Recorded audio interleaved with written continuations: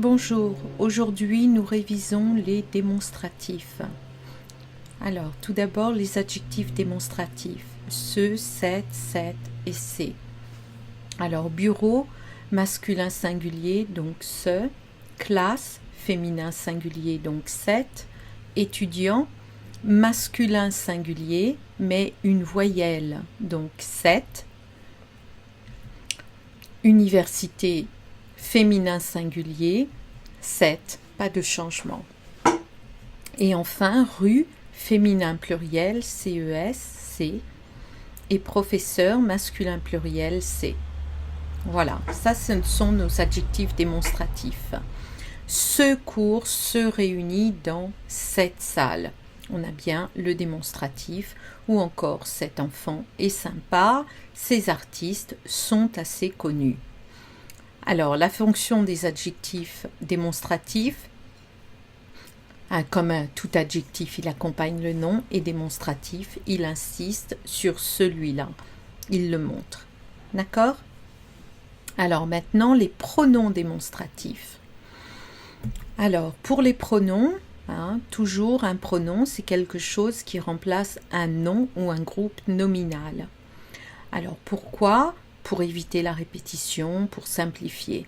Pronom démonstratif, donc masculin singulier celui, féminin singulier celle, masculin pluriel ce et féminin pluriel celle.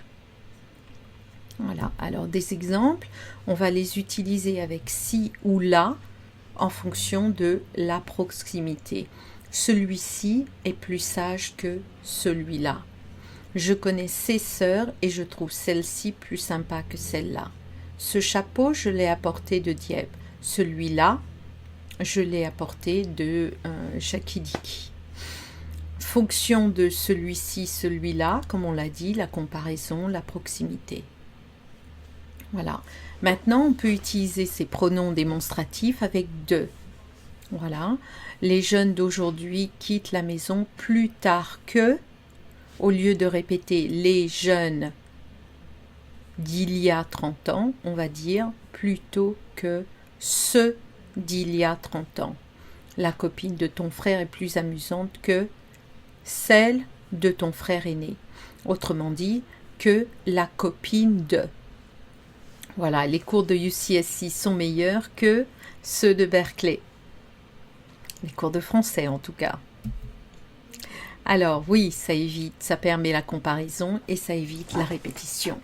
Avec un pronom relatif, rappelez-vous qu'un pronom relatif, c'est pour relier deux phrases. Oui, on va l'utiliser bien sûr, pour simplifier, pour éviter la répétition.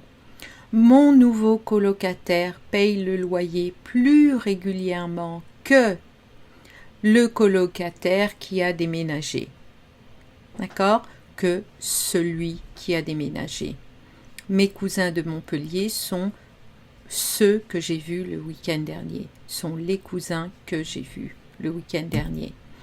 Un père autoritaire typique est celui à qui les enfants obéissent. Ok.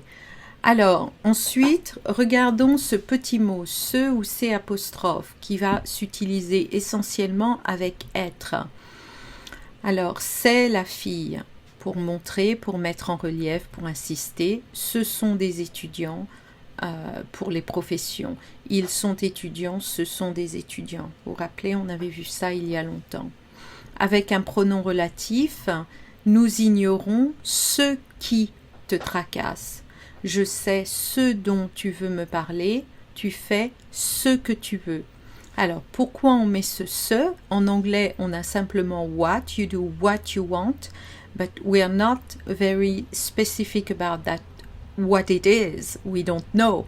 So that's why we add that ce when we are replacing an idea or sentence, not a specific thing. Okay? Ok. Ceci, cela ou ça. Ceci ne me plaît pas beaucoup, lisez cela, on l'utilise pour des choses et on le remplace par ça dans la langue parlée. Ça ne me plaît pas, ça me plaît pas beaucoup. Voilà ce qu'on va dire. Cette histoire, ça me plaît pas beaucoup. Alors, avec aimer, détester, est-ce qu'on va utiliser le ou ça? Alors, do you love Matthew? Oui, je l'aime puisque c'est une personne. Do you love Oprah? Oui, j'aime ça, j'adore ça, c'est une chose. Hein? Do you like chocolate? Oui, j'adore ça. Non, je déteste ça. Autrement dit, on ne va pas utiliser oui, je l'aime pour parler de choses, mais simplement de personnes, ou ça peut être votre chien. Est-ce que tu aimes ton chien? Oui, je l'adore. Voilà, d'accord? Mais sinon, j'adore ça quand il s'agit de choses, même si c'est le chocolat. C'est tout pour aujourd'hui. Bonne journée.